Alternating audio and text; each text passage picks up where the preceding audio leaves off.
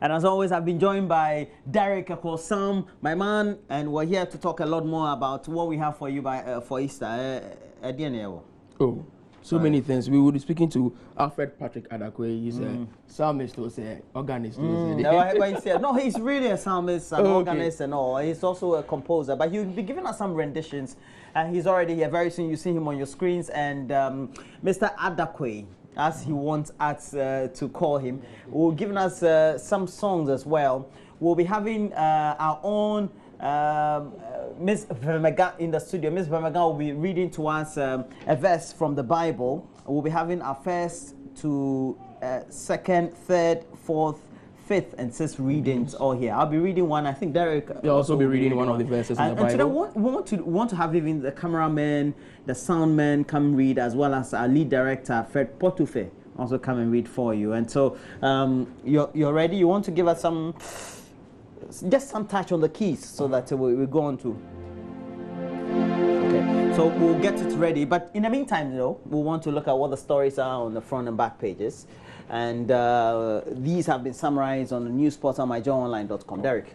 Yes, our first story. I think you've heard about the Dankwa Institute issue. Yes. And also, we also heard Perry's office was raided as well. The party is not taking kindly to these raids at all. They feel that they are being intimidated because we are in an election year. All of that. So you see, security expert calls for emergency meeting between the NPP, the IGP, and others. And Fred, if you could open that for us to read, we would want to read that story as well. So that is here on myjoyonline.com. There are other stories. You'd want to check all of that out as well. So I'll wait for the story to break. But Ro, let me ask you, what do you make of the raid on the Dankwa Institute? I think foremostly, if they didn't have any warrants, then I think it's not the best, because we're supposed to be practicing democracy. And so what the rule of law is, and its tenet, is what we need also to abide by or also respect. So critically, it sends some negative signals, especially when we know we're in a world where we keep reporting and it's picked up globally. It doesn't send good signals to the rest of the world. But the BNI is a security apparatus. It has its mandate. Yes, and they can decide to do whatever they want to do if they think that they have the law behind them. And so sometimes we just have to put our comments also in that very perspective. Well, now we're still waiting for that story. But the Easter story, we're asking on Facebook, joining us on TV, who is your most interesting character in the Easter story? For most of them, they say it's Judas. You know why? Because we have 2 holidays because of Judas. For me, it's always going to be Peter, because Peter, it's an enigma.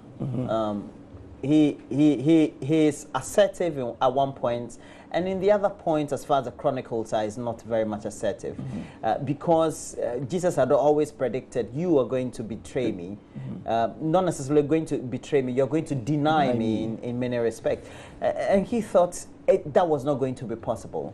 But that also gives us a certain sense of futuristicness. Do we think that we're going to be who we are today, tomorrow, or we're going to be in a certain perspective tomorrow? Yeah. So he kind of baffles me. And for most people, they wonder what he would have done if the young lady were an older woman. You know the power of a woman comes to yes. Well, so we have to look at the headlines, and we're talking about security experts calling for emergency meeting between NPP and IGP and others. And as they always say, the minority will have their say, but the majority will always have their way. And we know that Dr. Kusiene is with the Kofi Annan Peacekeeping, International Peacekeeping Center. Had been speaking to Joy News on that. Now, clergy receives death threats. It says several pastors belonging to the Ghana Pentecostal and Charismatic Council say they have received death threats from an unknown individual demanding money from them. Michaela was following that story yesterday. According to her, she says that some pastors, including Bishop Gordon Kesey, they've received threats. They are being asked to pay some amount of money, or their families, their churches, and their other neighbors may suffer some death. I didn't know that we had gotten to that very point in our country, but it also means that we just have to heighten security and make sure some of these leads, when we get them, we have to follow through and get to some logical conclusion. And if we can get the perpetrators, we bring them to book. It also means that as individuals, you need to do more to protect ourselves, because yes, the state has the mandate to protect you, but what would you do as an individual to ensure that should such attacks come on you, you'll be safer than you are now? Third story, Ghana is not Banana Republic, and the NPP damns the BNI. It's still in connection with the 3 South Africans who have been picked up by the BNI. They are being given a bail of 60,000 Ghana cedis. But we also have to mention it's 20,000 cedis each of them, and so just in sum, 60,000 Ghana cedis. And the next story we have to look at is dad marrying a 1-year-old daughter, and the next story also. This one is called from the international community, but we have sports, and Benedict also, of course, will be here to bring us a lot more updates. Did you watch that very qualifier between Ghana and Mozambique? I watched to an extent, and then I had to go sleep. You got bored? Yeah. It wasn't the game. You were sleeping in the afternoon? Yes. I was tired, and the game was also not living up to the expectation. Well, it was against Mozambique. You were sleeping in the afternoon. And also to think that they were... So in the evening, did you sleep? Oh, yeah, I slept. All right. I slept. All right. Okay, so we have an odd news. 3 African migrants found in special compartment under car in Spain. This is not the first time. You remember there's also a story circulating sometime last year in which somebody was well bundled around the car boots inside the engine, and sometimes it's... These stories come up and you just read, laugh at them. The things what we can do to make sure we get greener pastures. That's the whole point. If you and I were in a country where we didn't have the freedoms we're having, we'll do whatever it takes to make sure that we got some level of freedom and some level of survival. And these are the kind of things people would do just to get into the news. Reminds me of a man I met on Tuesday. He says he's a social revolutionist. He had an idea to speak about children being branded as wizards and witches because they are... The gentleman you interviewed. Yes, and so he said he wanted the media to cover his symposium. Nobody came, so guess what? He climbs a very tall building, ties a rope around his neck, pretends to commit suicide, and then he gets the media attention. Wow. You should have committed suicide. I think we would have given him a lot more attention than what he did. How to see everyone who has ever rejected you on Facebook. And now they're coming up with it. Facebook is always moving around, doing a lot more things. Now the Facebook Messenger looks more like the WhatsApp application. Well, on entertainment, Shatta Wale apparently visited the camp of the Black Stars. He has cronies in there, you know. Yeah. Shatta Wale. Let's go to City FM Online, Derek. Yes, City FM Online is leading with Dankwa Institute ransacked by alleged security operatives. The state also drops charges against Captain Koda.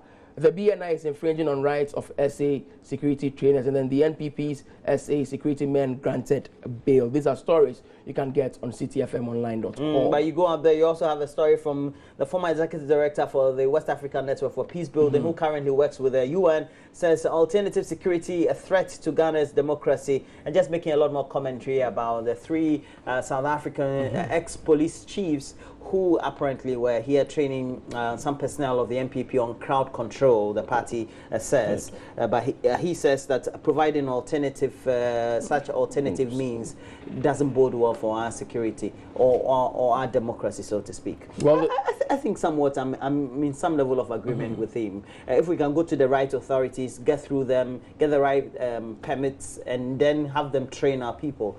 It's all in. I'm not against training your personnel for controlling crowds, because political party activity could be a lot more risky in many respects. Well, by the Ghana Police Service since 2012, they have been providing security for the political party flag bearers and also at political party rallies and all of that. So they don't see why the political party should go in for extra security. Well, in essence, they are saying they are well versed in the trade, so they could have provided what it is that the NPP was looking for. Now, let's go to the Africa page of the BBC. And interestingly, it's about the Ivory Coast song, Defying Al-Qaeda. We want to listen to that song later on in the show. But again, we have to go to YouTube. It says musicians in Ivory Coast have released a song apparently telling Al-Qaeda they are not afraid after gunmen killed 19 people on Grand Bassam Beach earlier this month. The point is, you just have to make sure you have a certain rallying force of defiance to defy whatever threats there are to your society. There may be songs, they'll keep bombing, but then the society just needs to be very knit as far as their unity is. And you know, our president was in Ivory Coast not too long ago. Yes, commiserating with the people of Ivory Coast and sending the right messages also to their president. And then yesterday we had World TB Day, and then in Kenya, a High Court judge is saying it's unlawful to jail TB patients. And over here in Ghana, Dr. Kote, who spoke to yesterday on the AM show, said the stigma rate is too high, and so people who are suffering from TB have a difficulty approaching the health officials for the necessary treatment. I think it's something you need to do. I remember she said that. We also have Rebels family lose call of duty case, and a French court rejects a case in which the family of the late Angolan rebel leader Jonas Savimbi, do you know him? Yeah, I've read a lot about him. Okay, sued the makers of a Call of Duty over his depiction in the video game. You know, there's a video game, and this is the picture of the video game. There's a real Savimbi. Back in the day, he used to be the real deal for most of us who used to read a lot more history and things like that. And he was what he is, fighting what cause he believed that he had to fight. Well, I guess in that era, you had a lot more people like him who were thinking that if you want to get to the reins of power, you need to be British, you need to be... In Mozambique, we had Samora Machel, and we had Museveni in Uganda, etc. And then the latter ones came in like Paul Kagame. So freedom and nationalism fighting has always been something in Africa. You have to take a break though, but Patrick, are you ready with something? Mr. Adakwe. Okay, so your keys will not be functioning well adequately, but we'll get it ready, and then we'll have Patrick Alfred Adakwe giving us a lot more. But today, we're bringing you a lot more as far as we're concerned on Easter or Good Friday, and we're here to give you more Bible readings, and Matilda Homaga will be here to give us her own, and Michaela Anderson also will be here. I'll read, and then also Derek will be reading his as well. So there's 6 readings in all. We're taking a break. When we come back, we'll have a lot more for you.